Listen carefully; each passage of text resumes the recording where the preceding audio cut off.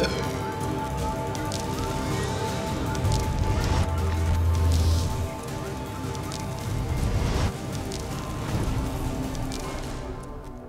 નમસ્કાર. To the પોઈન્ટમાં આજે આપણે વાત કરીશું પાટણ સંસદીય ક્ષેત્રના કોંગ્રેસના ઉમેદવાર ભાવસિંહજી રાઠોડ સાથે. ભાવસિંહજી, સૌથી પહેલા પ્રશ્ન હું આપને પૂછવા માંગીશ કે આપની જે એક ઇમેજ ઊભી થઈ છે રાજકારણી તરીકે, એક પક્ષપલટુ તરીકે ઇમેજ ઊભી થઈ છે, શું કહેવા માગશો? એ આપની વાત સાચી છે, કારણ કે વર્ષોથી હું કોંગ્રેસની અંદર કામ કરું છું. અપક્ષમાં ચૂંટાયેલો, કોંગ્રેસમાં ચૂંટાયેલો અને ભાજપમાં ધારાસભ્યમાં ચૂંટાયેલો. અને ગઈ વખતે લોકસભાની અંદર મને કોંગ્રેસ ટિકિટ આપવાની જ હતી અને આપત પણ 100% મને જ મળવાની હતી. પણ સંજોગો એવા બન્યા કે છેલ્લી ઘડીએ આજે વખત પણ તમે જોયું કે છેલ્લા ટિકિટોમાં કેટલો બધો પ્રોબ્લેમ થાય છે. એ છેલ્લા એ લોકોએ મને ટિકિટ કાપી એટલે એક તો અમારું મગજ ઠાકોર સમાજમાં અમે બધા થોડા ઈગોવાળા માણસો, એટલે મને થયું કે આપણી ટિકિટ કેમ કપાઈ. અને એનો લાભ ભાજપના લોકોએ બધાને એમ થયું કે ભાવસિંહભાઈને લાવીએ તો આપણે સારું પાટણ માટે, કારણ કે આ તો વિસ્તાર આખો પાટણ જિલ્લો કોંગ્રેસને વરેલો છે, કોંગ્રેસને માનવાવાળો છે. અને એમાં હું ભાજપમાં આવ્યો અને ખૂબ ઘણી લાલચો આપી કે ભાઈ પાટણ જિલ્લાનો વિકાસ કરીશું, સમી હારીજ વિસ્તારનો વિકાસ કરીશું, સારા કામો કરીશું. આ તે કરીને હું એક લોકોની સેવા થાય એવી ભાવનાથી હું ભાજપમાં જોડાયો. અને જોડાયા પછી જે કોંગ્રેસ ભાજપની અંદર જે કંઈ રમતો બધી જોઈ, ભાજપના જ લોકો સાથે રહી અને લોકસભામાં મને સારી રીતે એ લોકો 18,000 મતથી જગદીશભાઈની સામે મને હરાયો. તમે કહો છો કે ભાઈ ઠાકોર સમાજ અમારો ગુસ્સાવાળો સમાજ છે, મારી ટિકિટ કાપીને કોંગ્રેસ વખતે કાપી હતી અને જગદીશભાઈને આપી હતી, તો આ વખતે એ પણ ઠાકોર સમાજ, એ બધું થાય એમને એ પણ ઠાકોર સમાજના છે ને તમે એમની ટિકિટ નથી કાપી? ના, એટલે એવું નથી, મારા સ્વભાવથી બધા જાણે છે. બીજું કે હું ભાજપમાં જઈને આવ્યો, 2 વર્ષ એ લોકોનો અનુભવ કરી આવ્યો. લોકોની ભાવના, લોકોની સેવા કરવાની ભાવના, ભાજપમાં જે કંઈ ખેડૂતો વિરોધની, મારા વિસ્તારમાં જે 1,000 એકર જમીન ભાજપે ખેડૂતો પાસે પડાવી લીધી. અમારા ખેડૂતો બધા બહુ જ એટલા બધા ભોળા લોકો છે, પણ હવે ભાજપ સરકારે તો એવા બધા કામો કર્યા છે. તે પછી મને પણ થયું કે આ કોંગ્રેસ સિવાય આપણો ઉદ્ધાર નથી. એટલે અને અંદર બી એ લોકોમાં બહુ વિખવાદ છે. ઘણા મોદી સાહેબથી મને પણ થોડો છેટો રાખે, આવું બધું અંદર બહુ ચાલતું. ભાવસિંહજી, તમે કોંગ્રેસમાં છો. કોંગ્રેસવાળાએ ભારતીય જનતા પાર્ટીની ગુજરાત સરકાર ઉપર આક્ષેપો કર્યા છે કે કરોડો રૂપિયાના ભ્રષ્ટાચાર કર્યા છે. ભાજપને ખૂબ નજીકથી જોઈ ચૂક્યા છો તમે, એ બાબતમાં શું કહેશો? ગુજરાતમાં ભાજપના ભ્રષ્ટાચારો અંગે શું કહેવા માંગો છો? ચોક્કસ તમારી વાત સાચી છે, કારણ કે હવે તમે જુઓ છો, ચાણકાનો જ એક મોટો દાખલો આપને આપું છું. ચાણકા એટલે મારા વિસ્તારમાં જ આવ્યું છેલ્લું, અને સોરલ પ્લાન્ટની અંદર જે કંઈ ધંધા થયા છે એની અંદર બેન્કર એટલે ખેડૂતોને જે નુકસાન, આ ખેડૂત વિરોધની સરકાર છે એના ઉપરથી તમે સમજી શકશો. ખેડૂત વિરોધી સરકાર છે તો શા માટે ખેડૂતો ફરી પાછા એમને મત આપીને જીતાડે છે? તમે શું કહેશો? સાહેબ, પ્રચાર છે, માધ્યમ છે, ખોટું બોલે છે. તમે વિચાર કરો કે મોદી ખાસ એટલું ખોટું બોલે છે. તમે ધારો, એક જ દાખલો આપને દઉં કે એને પ્રચાર સિવાય કોઈ દેખતા હતું. અમારે ત્યાં ગરીબ કલ્યાણ મેળા આપણે બધાએ જોયા હશે, 50 માણસથી વધારે કોઈને એ લોકો કીટ આપતા નથી. જે કંઈ આપતા હોય નાની મોટી 1,000, 2,000, 10,000, 20,000ની એ કીટ 50થી વધારે કોઈને આપતા નથી. તો એમાં 5,000 ને 10,000 માણસો ભેગું કરવાનું ક્યાં આવે છે? વલસાડથી ખાલી ગાડી આવી અને પાટણ મૂકે અને પાટણથી સમી હારીજ રાધનપુર ગાડીમાં જાય. એક ગાડીમાં 3 પેસેન્જર, કેટલા? ખાલી ગાડીઓ આવે. સાહેબ, 5,000 ગાડીઓ કે 2,000 ગાડીઓ તમે બહારથી, અને બધા જ રૂટો બંધ કરી ગુજરાતના, અને જ્યાં ગરીબ કલ્યાણ મેળો હોય ત્યાં તમારે 50 કિલોમીટરથી 500 ગાડીઓ ત્યાં લાવવાનું. એ કોના ઉપર? તમે 50 માણસને બોલાવીને એના કીટ આપી દો. એને તમારે 5,000 માણસની હાજરીમાં આપવાની શું જરૂર છે? વિકાસ શું છે સાહેબ? આ સરસ્વતીમાં પાણી નાખીને 4 દિવસમાં બંધ થઈ ગયું. વિકાસ એને કહેવાય? 40 ગામડાનો ઉદ્ધાર થાય તો સરસ્વતીનું પાણી ચાલુ રાખવું જોઈએ. પાટણ વિસ્તારમાં શું વિસ્તાર થયો છે? આ વિસ્તારની અંદર જે કોઈ આવ્યા હશે, ઘણા કામો બાકી છે, પુષ્કળ કામો બાકી. રેલવેનું કામ જગદીશભાઈને આ બધાએ ઉપાડ્યું, ચાલુ કરાવ્યું. એ બધા કામો સહકાર ગુજરાત તરફથી કંઈ મળતો નથી. ખેડૂતોને હેરાન કરી નાખ્યા, પરેશાન કરી નાખ્યા, અને બધી રીતે વીમા આપવામાં કે બીજી રીતે એ ખેડૂત વિરોધની સરકાર છે એવું મારું માનવું છે. કે ગરીબોની જમીન પડાવી લીધી અને લોકોને કંઈ ના આપ્યું. જે 50,000માં 25 લાખમાં જમીન વેચતા હોય તો એને તમે શું કહી શકો? ખેડૂત વિરોધી સરકાર હોવાનો તમે આક્ષેપ કરો છો કે ભ્રષ્ટાચારી સરકાર છે એવું તમે કહો છો, પરંતુ તમે જે રીતે પક્ષપલટો કર્યો છે ભાજપ કોંગ્રેસ અને પાછા ભાજપની અંદર અને કોંગ્રેસની અંદરથી ભાજપમાં, આ પ્રકારે જે પક્ષપલટો કરી છે, તો શા માટે પ્રજા તમારા ઉપર વિશ્વાસ મૂકે? કારણ કે તમને એવું સ્વાભાવિક છે કે પ્રજા એવું ઈચ્છે કે ભાઈ આ તો પક્ષપલટું છે અને સત્તા માટે વાત કરતા હશે, એવું સૌથી પહેલાં અભિગમ નહીં દાખવવામાં આવે? ચોક્કસ તમારી વાત સાચી છે કે લોકો આવું વિચારે, પણ અહીંની પ્રજા, સમીહારી, રાધનપુર, પાટણની પ્રજા મને સારી રીતે ઓળખે છે. હું એટલો બધો ઓતપોત થયેલો છું દરેક સમાજની અંદર. મારી જોડે મારો ઠાકોર સમાજ છે, એના માટે વિશેષ સમૂહ લગ્ન કે જે કંઈ સેવા કરતી હોય હું ઠાકોર સમાજ માટે કરું છું. પણ દરેક સમાજનું કોઈ હું એવું નથી કહેતો કોઈ સમાજ મારી જોડે ના હોય. માલધારી સમાજ છે, ચૌધરી સમાજ, પટેલ સમાજ, વેપારી માણસો એ મારા સ્વભાવથી જાણે છે કે ભાવસિંહભાઈ જે કંઈ કરી રહ્યા છે એ પ્રજાની સેવા માટે કરી રહ્યા છે. અમે એક પણ ખોટું કરીએ તો જિંદગીમાં અમારો ઠાકોર સમાજ અમને માફ ના કરે. એટલે આ રીતની મારી પ્રતિષ્ઠા એ છે કે ભાવસિંહભાઈ કંઈ પણ કરતા હોય તેમની બુદ્ધિ પ્રમાણે એક સમાજની સેવા માટે કરું છું. આ એક મારી છાપ છે.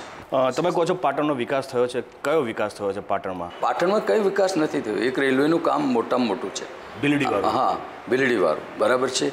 એ કામમાં બી ગમે તે ખામીઓ રહીને અહીં નહીં હોય કે કેન્દ્રની કંઈ પણ હોય એ લેટ થયું છે.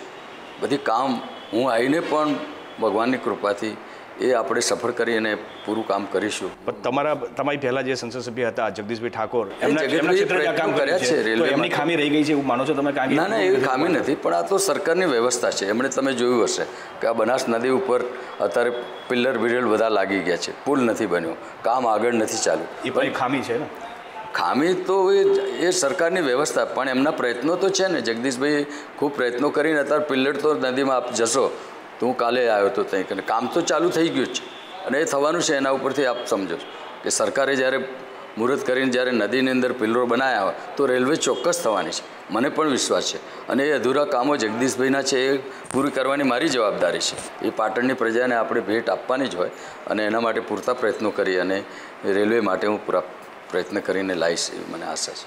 ભાવસિંહજી, તમે કોઈ સ્પષ્ટ કોઈ વિચારધારામાં માનો છો ખરા?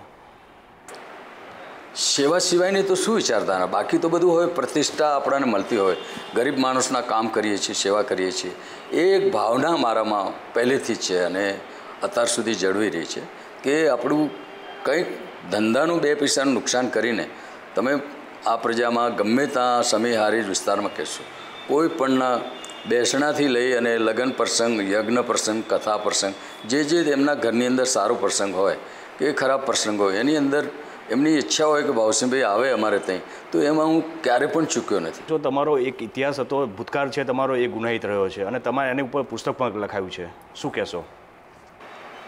ભૂતકાળ એક નાનપણની ભૂલ ગણો કે જુસ્સો ગણો. એટલે અમે આપ તો જાણો છો કે બધા રજવાડાઓના અંતે 54-55માં બધું આવું બધું ચાલતું હતું.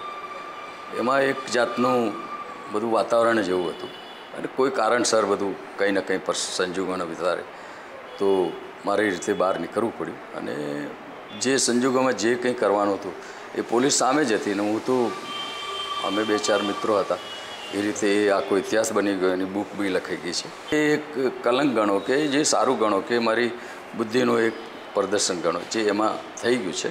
પણ એ બહાદુરીનું કામ કર્યું છે. મેં 1500 પોલીસની સામે 8 કલાક લડ્યો છું, એ કોઈ નાની સૂની વાત નથી. અને ગામ ભાગ્યા છે, ચોરી નથી કરી, સમજાય? 4 ગામ ભાગ્યા છે મોટા મોટા અને 4-4 કલાક ગામમાં રહી ફાયરિંગ કર્યા. એમાં પોલીસ બી હોય, ગામના બી હોય. તો એ બહુ બહાદુરીનું કામ કર્યું છે એવું મારા મનને પણ એક એમ લાગે છે કે મેં ગૌરવનું કામ કર્યું છે. ભાવસિંહજી, તમે ભાજપ હોય કે કોંગ્રેસ, બંને મુખ્ય રાજકીય પક્ષોમાંથી ચૂંટાયેલા છો. તમે પાર્ટીના નામે મત માગો છો કે તમારા વ્યક્તિગત પોતાના કામના કારણે મત માગો છો?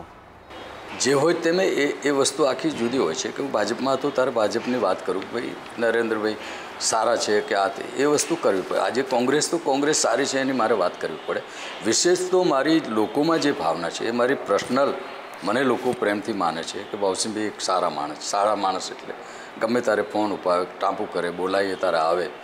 કોઈના ટૂંકમાં જ્યાં હોઈએ અને જે નેતા હોય એમના ગુણગાન ગાવા પડે છે એવું તમારું? નહીં, એ ચોક્કસ વાત છે. અને મેં મોદી સાહેબના ગુણગાન ગાયા જ છે ને. કહેતા હતા ભાઈ બહાદુર છે, ફલાણું છે, ઠીકનું છે, એ તદ્દન વાત સાચી છે. પણ એ બધું હકીકત તો હોવી જોઈએ ને. આપણે આજે હું પક્ષમાં ગયો, મોદી સાહેબ કહેવાય છે, પણ છતાં મેં એમને બિરદાવ્યા છે, પણ પાછળથી બી એ બી એમની લાયકાત તો હોવી જોઈએ ને. આજે તમે જુઓ, હર હર મહાદેવ ચાલી રહ્યું છે ત્યાં, એ હર હર મહાદેવ તો નથી જ ને. હવે હર હર મોદી થઈ ગયા એટલે સામા માણસની બી કરણી હોય ને, એ કરણીનું પરિણામ એમને ભોગવવાનું હોય છે. મહાદેવ તો આપણે થવાના નથી, માણસની કોઈ ઓકાત નથી. એ નરેન્દ્રભાઈ હોય કે હું હોઉં કે ગમે તે હોય. એટલે એમનું જે અહંકાર છે ને એ રાવણથી પણ વધી ગયો છે મિત્રો. એટલે એ એમના માટે તો હું તો કહું છું ભગવાન તો સહન ન જ કરે. એટલે આવું તો ના જ થાય ને. માણસ હું આજે ગમે તે સેવા કરું તો સેવક જ કહું ને. આજે હર હર મહાદેવ કે હર હર મોદી તો બહુ વધારે પડતું છે એવું હું માનું છું. તમે જગદીશભાઈની ટિકિટ કાપીને આવ્યા છો તો તમને ઠાકોર સમાજમાંથી મત મળશે, કારણ કે એ પણ ઠાકોર સમાજના છે, તમે પણ ઠાકોર સમાજના છો. સ્વીકાર્ય બનશે ખરું? ના કશું, આ ટિકિટ મને જગદીશભાઈએ જ અપાઈ છે. ભાવસિંહજી, પાટણની મુખ્ય સમસ્યાઓ કઈ છે તમારી દ્રષ્ટિએ, અને તમે એને ઉકેલવા માટે તમે શું કરશો? પાટણમાં મિત્રો એવું છે કે અહીં કને આપ જુઓ છો કે કેનાલોના કામ બહુ ઓછા થયા છે. પહેલું તો મારું કામ એ છે કે કોઈ પણ ભોગે સરસ્વતીની અંદર પાણી નાખી અને સમીહારી વિસ્તારના જે કંઈ ગામડાઓ વચ્ચેથી આવે છે, 40-50 ગામડા જે નદીના કિનારે આવે છે ને બહુ એ ખેતીવાળા જ લોકો છે બધા. એટલે પહેલું કામ તો એ રહેશે મારું કે એ લોકોને પાણીની સમસ્યાઓ જે કંઈ હોય. પછી પીવાના પાણી માટે હજી રબદાથી બધે જ્યાં જ્યાં જાય છે પાણી, એ પણ ઘણી ખામીઓ છે. એટલે પહેલાં લોકોને ગામોગામ પાણી મળે એ માટેના મારા પ્રયત્નો હશે. યુવાન મિત્રો માટે કોઈપણ ધંધાઓ સમેહારીથી લઈને રાધનપુર સુધી કોઈ ઇન્ડસ્ટ્રીઓ નથી, જીઆઈડીસી નથી કે એ લોકોને કામ મળે એના માટેના પૂરા પ્રયત્નો કરી અને અમારા યુવાન મિત્રો બધા કામે લાગે અને સારી મોટી ઇન્ડસ્ટ્રી આવે.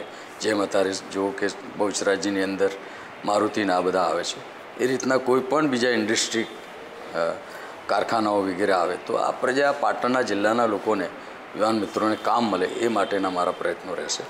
કોઈ પણ ભોગે આ જિલ્લાની અંદર અત્યારે છે એના કરતાં કંઈક સારું પરિવર્તન આવે એવું સેન્ટરમાંથી પણ કરીશું, ગુજરાત સરકારમાંથી મહેનત કરી અને એ લોકોને કામ મળે એવા મારા પ્રયત્નો રહેશે. શું તમે માનો છો કે દેશમાં નરેન્દ્ર મોદીની અને ભાજપની લહેર છે? મારી એક જ આપતો પત્રકાર મિત્રો બહુ સમજદાર છો. લહેર હોય તો પછી અહીંથી અહીં ભાગવાની જરૂર ક્યાં છે? કાશી સંઘ પોક્યો છે એવી જરૂર ક્યાં? ગુજરાતમાંથી લડે ને એક ઠકાણે ચૂંટણી. ટૂંકમાં દેશમાં ભાજપ અને નરેન્દ્ર મોદીની લહેર નથી. કોઈ દિવસ બનવાનું નથી. લહેર કશું જ નથી. લહેર બનાવવામાં આવી છે અને કોંગ્રેસ કોઈ પણ ભોગે નરેન્દ્રભાઈને તો નહીં જ બેસવા દે એટલો મને વિશ્વાસ છે અને કોંગ્રેસને પણ વિશ્વાસ છે. ભાવસિંહજી, સંદેશ ન્યૂઝ સાથે વાતચીત કરવા માટે ખૂબ ખૂબ આભાર.